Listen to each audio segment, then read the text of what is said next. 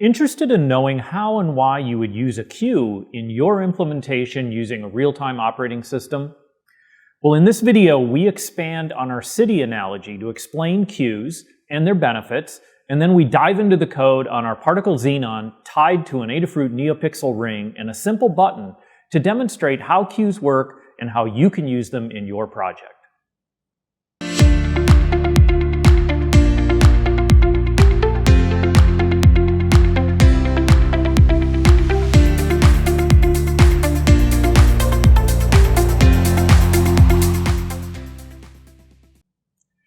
Okay, in this video, what I wanted to do is expand on the analogy that I did in the previous video. And if you missed it, there should be a link up at the top that you can click to go to that video.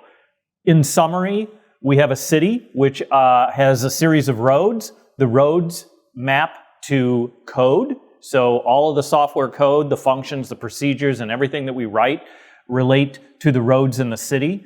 These cars that move along are the independent threads or the tasks. We use those terms sort of interchangeably.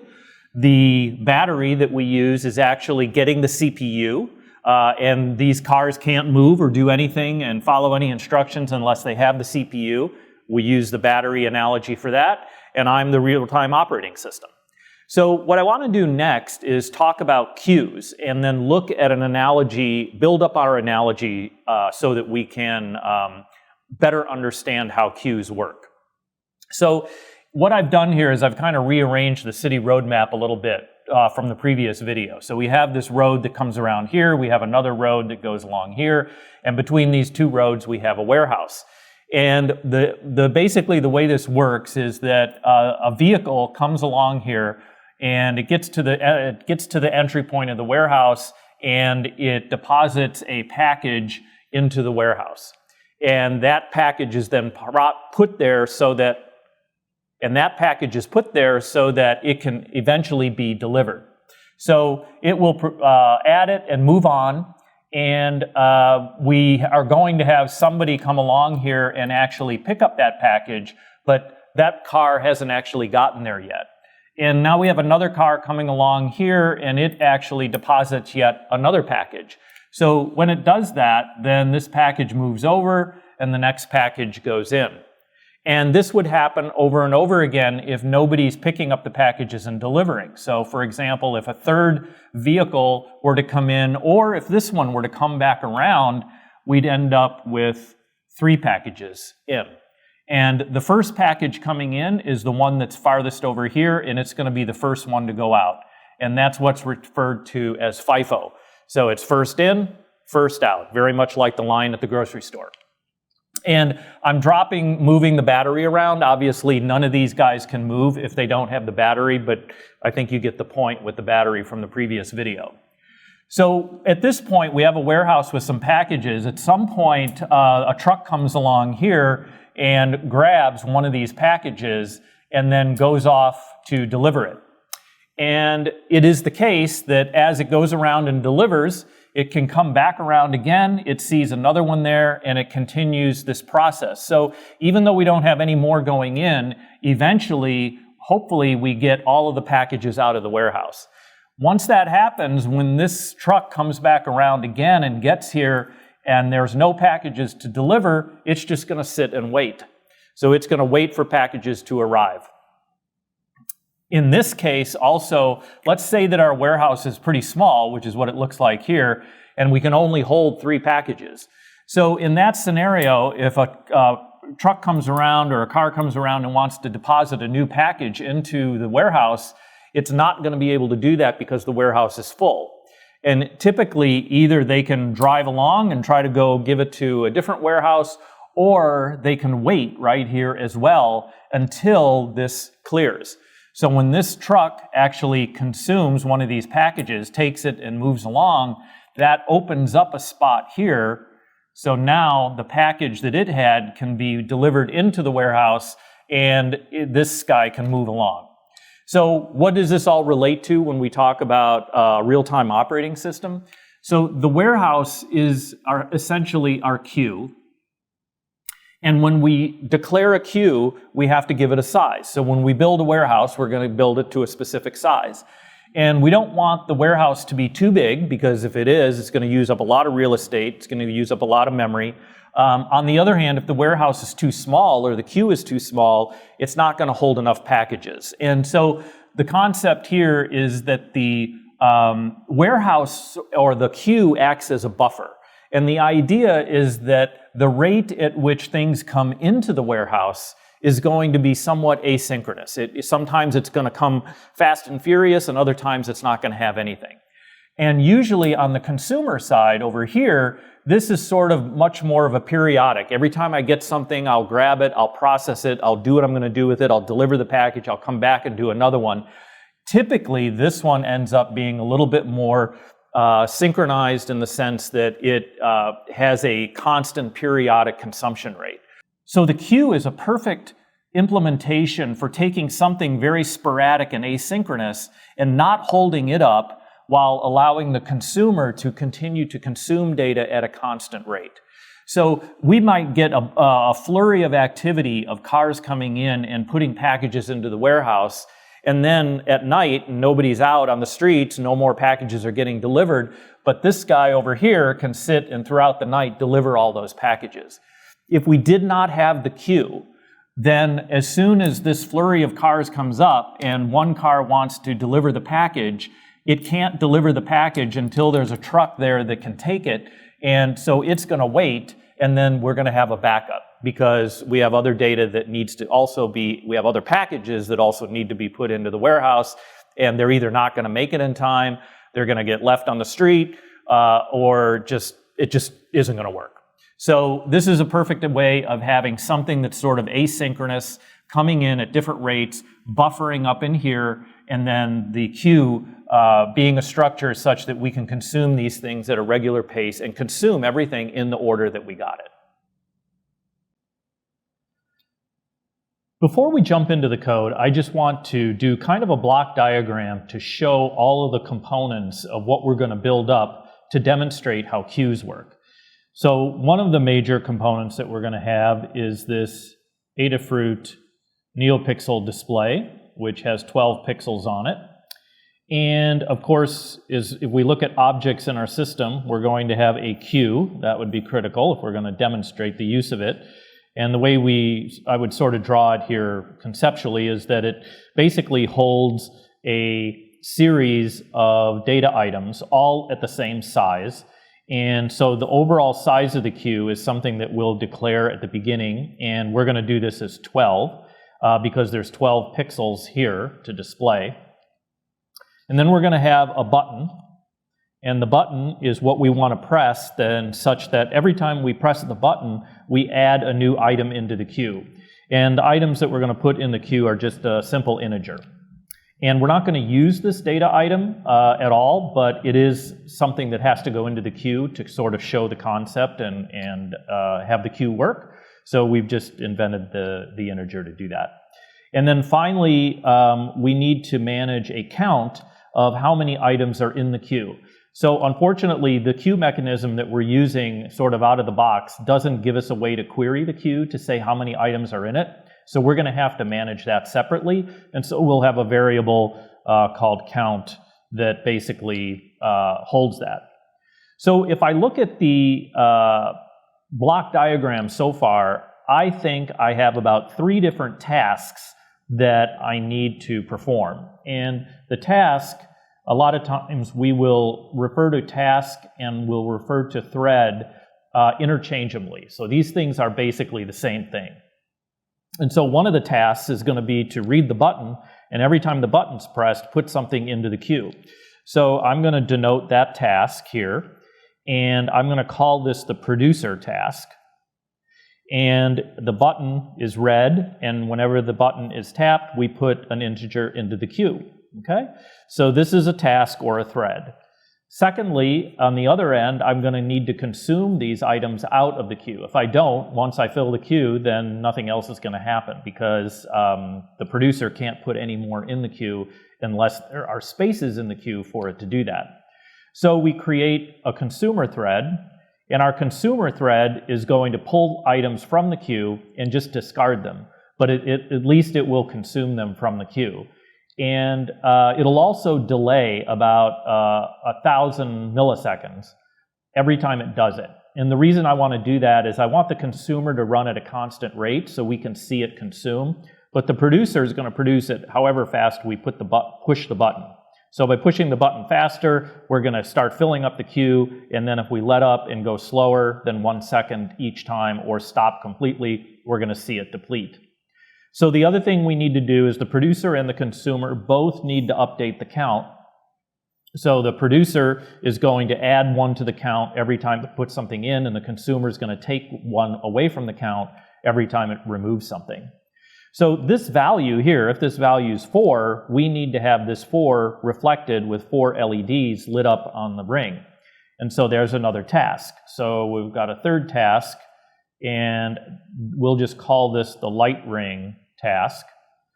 And again, this task is going to just constantly read this and update it. So we have 3 independent things that we can break out really nicely. You know, the producer is just going to read the button and put it in. That's all it's going to do. The consumer is just going to take something out and discard it.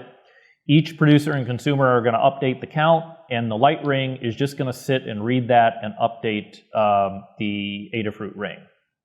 And so I really like this because it really gives us a way to think about creating something where the code is very independent from each other. They are linked together because they're communicating through a queue, and so there's some coordination going on. But for me, it's just a lot easier to think about the design in this way than it is trying to say, how are we going to have some single loop do all of this at the same time and have it all work properly? And we can do that, but I like this approach. And then when we think about it too, here's if we draw the border of the Xenon, which is what we're running this on, it's here. And the coordination between these tasks, we think of these tasks or threads all running independently and all running at the same time. Now in reality, they can't all run at the same time because we only have 1 Xenon and therefore we only have 1 microcontroller. However, we can simulate it and make it appear that it is happening that way, and that is with the use of an RTOS. So the RTOS, the real-time operating system, is sitting and giving some time to the producer, giving some time to the light ring, giving some time to the consumer, coming back, giving some time to the producer, and it's doing this so quickly that we don't miss any button presses, and it has the appearance as though they're all running at the same time. All right, well, I'm excited to jump in and get some coding done. So before we do that, I just want to show you what I've set up here. I have a Xenon, and I've basically tied it to this Adafruit NeoPixel ring, which has 12 LEDs in it. So I bet you can guess what the size of our queue is going to be. I also have a button here that's wired up. And the button is going to be essentially the producer in our example. So as I hit this button, we're going to add items to a queue. And the Xenon, in addition to managing that, is also going to have a thread that's going to be consuming them. These LEDs will light up and they will indicate how many items are in the queue. So let's get started and put some code together and test this out. So in a previous video, I've showed you how to load a library, and we need to use a library, the NeoPixel one specifically, so I'm not going to go through that again. I have a link at the top to take you to the video to show you how to do that, but it's really pretty easy. Once you've loaded the library, you'll actually see the library over here on the left, and if I go down into it, I can actually see various examples. Most libraries have these, which is awesome. And the particular NeoPixel ring that I have is actually an RGBW set of LEDs. And so what that means is they do RGB and they also do white. And so that's the example that I went by here in going through and using it. So you can sort of peruse that at your leisure. However, what I wanted to do is just show that's what I'm using. And what I've pre-set up here is basically, I've said that the pixel ring is going to be talked to, the data input is going to come out of our D8 pin. We've set a pixel count of 12.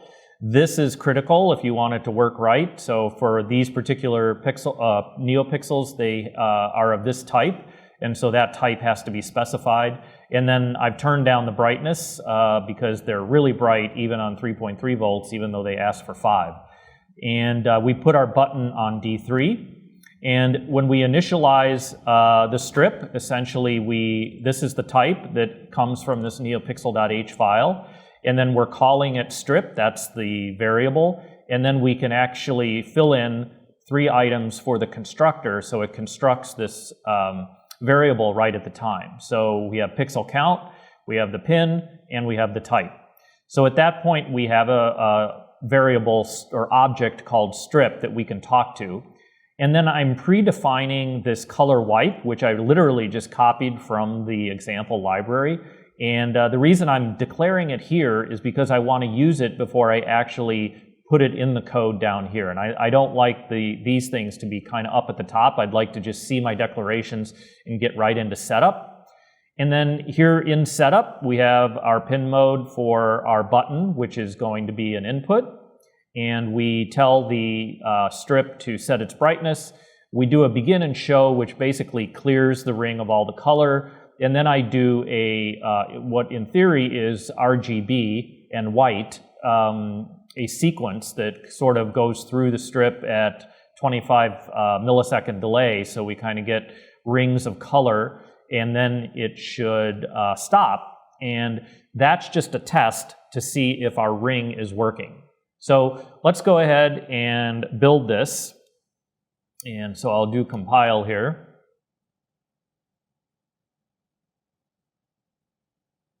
Okay, so that compiled successfully. So we're going to go here, and we're going to bring up our trick to get us into DFU mode, and I'm now going to flash.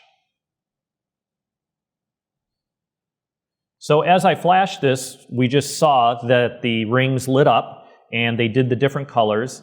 You will notice, though, that let me hit reset again. Notice it does green first. So I would expect this to be RGB, but it's doing green, red, blue. I've noticed that these do vary from NeoPixels that you get, so you just want to be conscious of that. Okay, so that's good. We've got things working. Now we should try to test our button to see if that's working. So one of the things we could do to do that would be maybe to turn off the ring, because it's sitting here on right now. So if down in my loop here, I could just say if digital read button pin, and we could say that equals low. Then what we want to do is grab, let's say, this guy right here, and we're going to turn everything off when we do that, okay? And then we want to comment this delay out so that it just sits and loops forever. So we'll go ahead and put it into DFU mode. We'll go ahead and flash it, which will compile first, and then flash it to the Xenon. Perfect. And then if we hit our button, they go off, which is good. So now we've tested that the button is wired up correctly, and we can read that as well. So as you'll notice when I put these projects together, I like to try to start with something pretty simple, make sure that works, build on it, make sure that works. So I've really, at this point, tested all my hardware to make sure that it's all wired up correctly and I'm communicating with it correctly. And now we can actually jump into what it is we're trying to build this project for. All right, so there's one other modification I want to make. Basically, now that we've tested this out, let's go ahead and comment this out. And we will, right here after this delay, we can add this line, color strip, setting it to 0. So now what should happen is when we first run, we're going to go through our sequence of lights, delay for just briefly, and then go ahead and turn it off. But that'll give us a nice indication that we're up and running. And then we don't want this running, obviously, all the time, because it's going to interfere with our ability to do actually look at the button input and do the proper adding to the queue and so forth. So The first thing that we need to do is I like to try to think of the synchronization primitives that I'm going to have in my application and get those initialized first. And the reason for that is that if I initialize a thread first and then I want to try it out and it tries to synchronize with one of these synchronization primitives and we haven't set it up yet, it's going to fault and not work. So we'll start with the first step, which is really declaring the queue. So the way we do that is there is a type already defined and available to us saying OSQT, and then the name that I'm giving it is queue. And of course, the next thing we're going to want to do is actually initialize it. So what we do is we initialize it. I'm going to just come down here into setup, and after all of this is done, we're going to go ahead and initialize the queue. And you do that through an OSQ create. You give it a pointer to your queue, and in this case, we're not actually using the data that we're passing through the queue, but we do need to pass something, so I'm just telling it that we're going to send it integers. And so this first parameter here is really about what is the size of the package, if you will, in our analogy, that we are going to have multiple of that are going to go through the queue. And so we're going to just send integers, so we'll do size of integer. And then, how big is the queue? Well, the queue is going to be pixel count big. And pixel count is 12 in this case because we have 12 pixels on our NeoPixel ring. And so that means that this queue can handle up to 12 items into the queue. And then if any producer tries to add anything additional into the queue, it'll be prevented from doing that. And that can be one of two ways. We can either block, waiting for the queue to actually clear out some items so that we can add it, or we can find out that we've timed out, we couldn't add it, there's a status that comes back, and we just skip and move on. And then finally, there's a reserve parameter, which we'll just set as null. So this will create the queue. The next thing we want to do is create a producer. So somebody who's going to actually put things into the queue. So we'll do that here. And I'm going to declare this as a thread. So we now have this independent thread. It's like an independent CPU all running on its own. And we'll call it producer. And then we'll actually declare the thread itself as far as the function. So again, these threads actually call a function, and what we want to make sure that we do is declare that function sort of right up front, and then when we initialize the thread, we will point it to this function, and this is what's going to run. So think of this like another loop in your program. And so this purpose of this producer is to really read the button that we have set up and then put things in the queue every time the button is pressed. So we declare this function. We can give it whatever name we want, but the signature here is important, that we have to have a single pointer that's passed to it that points to some data structure of some type, which is why we say void here. And in this case, we don't need it. We're not going to pass anything, but we still need to have it in our signature. So, every time you declare a function like this, you need to declare it in this way if it's going to become a thread. And then the other most important thing is threads can never return. So in this scenario, we're coming in here, we're initializing our Boolean variable here, which I'll discuss in a second, but then we jump into a while loop and we loop here forever. So that is critical. If we don't do that and this returns, essentially it will throw an exception and we will crash. So now that we've sort of have our while loop, what we want to do is actually set up our algorithm to read the button. So the button is wired as through a pull-up resistor, which means the button is normally high, and when we push the button, it will actually send it to ground and it will go low. So we're looking for that high to low transition. So in here, we say, so when we come in, we look at the last state and we do a digital read, and then we come in here and we look at the current state and we look at digital read again, and we look to see if this state, as we go through this loop over and over and over, if we ever see something where the last state was high and the new state is low.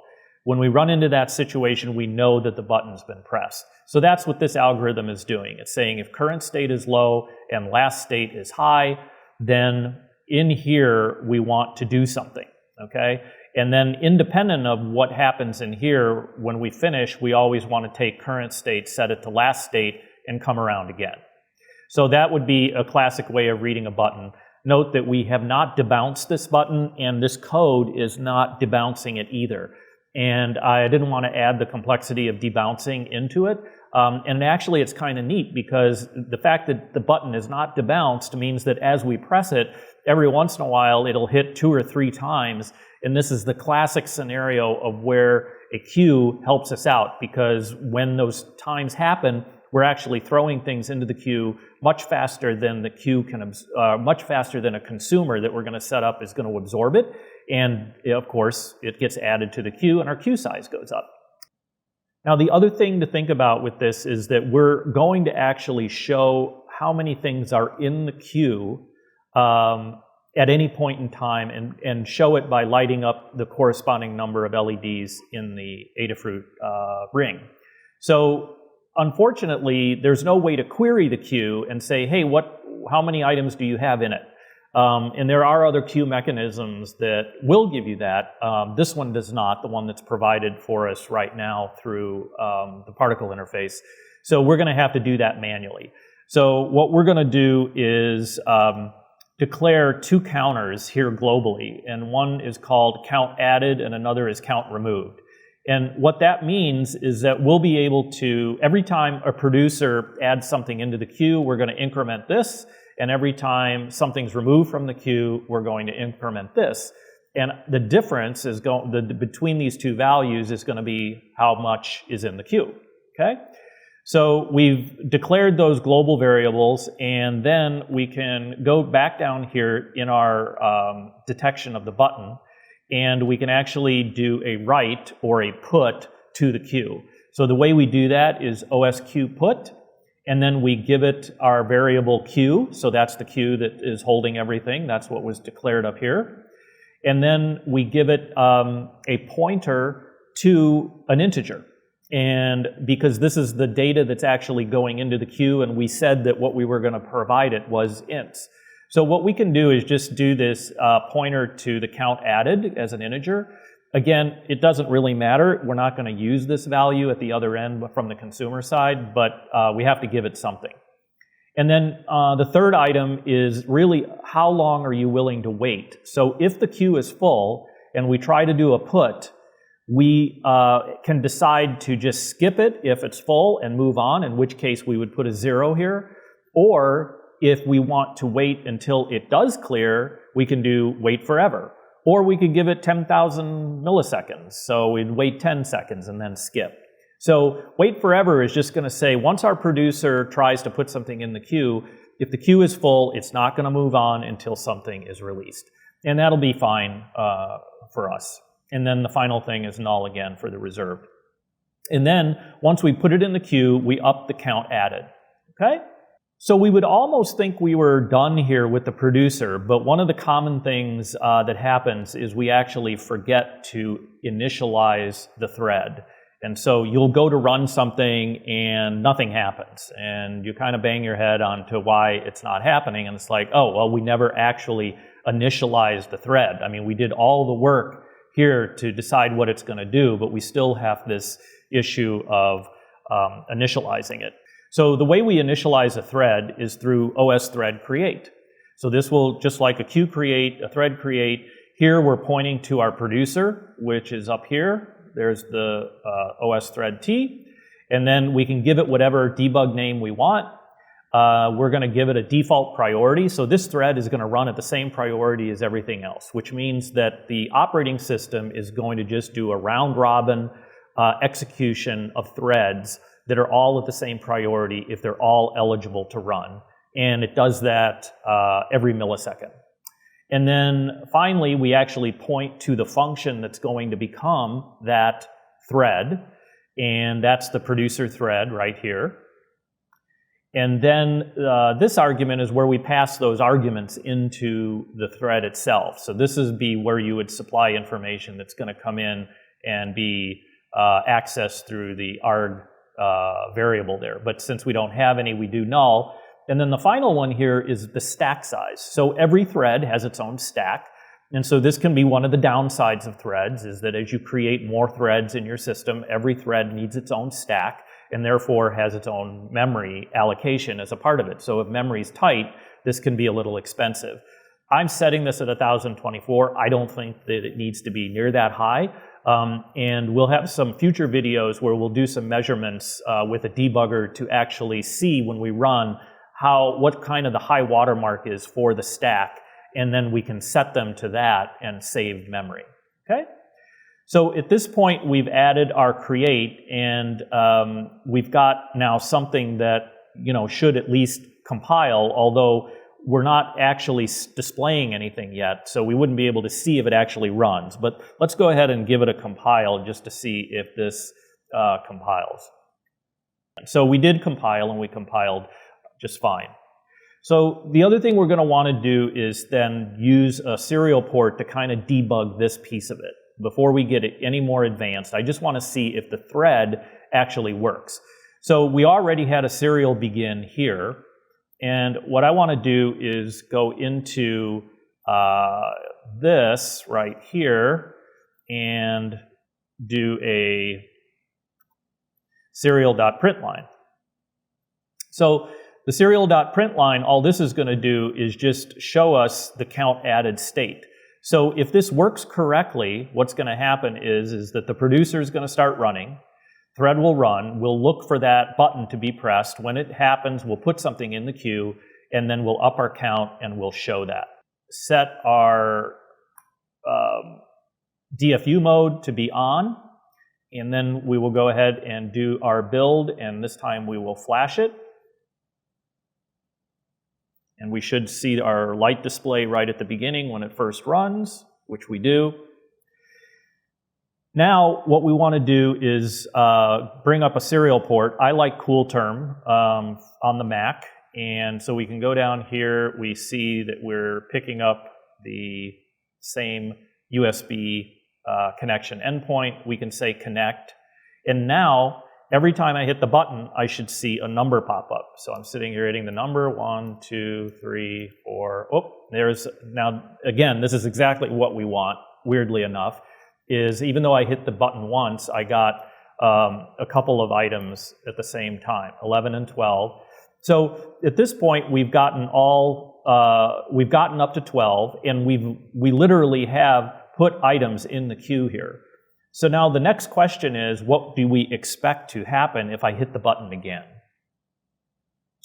So if I hit the button again, it's going to come through here. Notice that the button's been pressed, and it's going to go try to put the item into the queue, but the queue is full. So we're going to wait forever for that queue to have some items removed so that we can put our item in. So count added should not run, and println should not run. Okay? So let's see. If I hit the button again, sure enough, I'm hitting that button, and where it is at this point is it's sitting right here on line 27, waiting for the queue to free up. The other cool thing about this is this thread is now suspended, and it's not using any more resources in the system. So in the sense of CPU time. So it's not polling in the background and looking to see. It's basically been swapped out by the operating system. So other tasks can actually run even more frequently and get more time because this thread is no longer executing. Once the queue frees up, then this will run again, and we'll be back in a state where this thread consumes resources. Now let's jump in and create the consumer, and also let's create the thread that's going to manage the NeoPixel ring. So to do that, what we're going to do is create two more items here. So we're going to create our consumer thread, and we're going to create our light ring thread. So all of those will be separate threads. And then we'll go ahead and put down our consumer thread here. So I've declared the consumer thread. It has the same signature. And in this case, what we've done is we've created this integer called received message. Again, we're going to receive the package now, so we're receiving an integer. We have to have a place to put it, so I've just created it here. So this would be essentially on the stack, local to that thread. And then instead of doing a put, we do an OSQ take. So we do a take, we say queue, and then here we say received message, which is pointing to here, and the pointer to it. So now when we get something from the queue, it's going to go into that variable. Again, we're not using it, but we have to have a place to do it. And by the way, if there's nothing in the queue, we're going to wait forever. Okay? Again, the same rules apply. You could say 0, in which case if there's nothing there, it moves right along but tells you you didn't get anything. You could say 10,000 milliseconds for 10-second wait and then do it. In our case, we're going to wait forever, and our consumer is going to suspend until there's something in there. Also, same idea. When this consumer goes in and tries to take something from the queue and there's nothing there, it's going to be put into a wait state in the operating system. It'll be essentially suspended, and it will not use any more CPU time until something goes into the queue.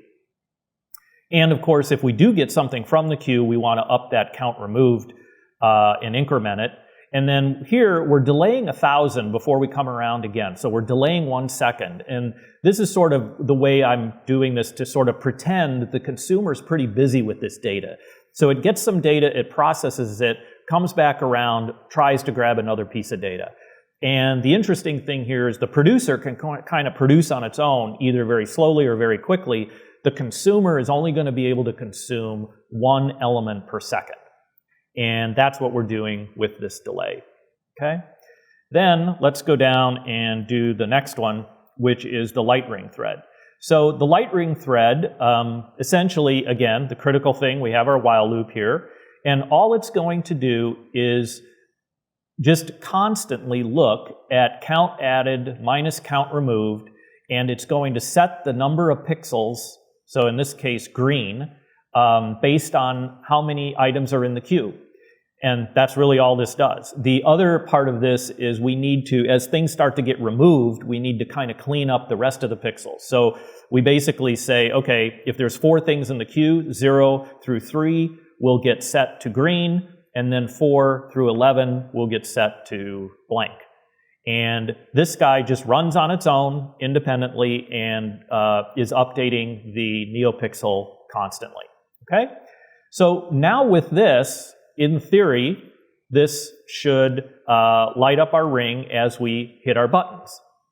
However, there is the classic scenario where we go and run this and nothing happens. So I'm going to avoid doing that, and that's because there is this thing at the end that you will forget, and you're wondering why things don't work.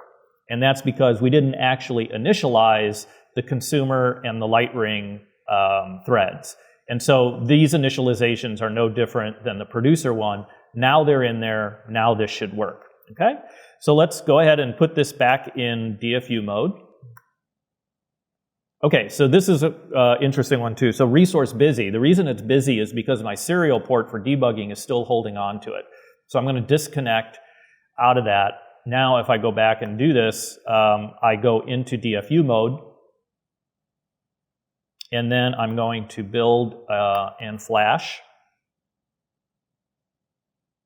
Okay, so let's see if this is working. So I'm going to hit the button, and every time I do, the producer detects that and puts something into the queue. And since I'm going a little bit faster than the consumer, because it's only going to pull something from the queue every second, I can get ahead of it. And as I do that, I'm adding things into the queue. We can see how many items are in the queue. The consumer eventually catches up because I've stopped producing any more items into the queue, and it goes back to 0. So this is kind of fun, actually. So, you know, we can keep producing and consuming, and we end up eventually getting back to a queue that is empty.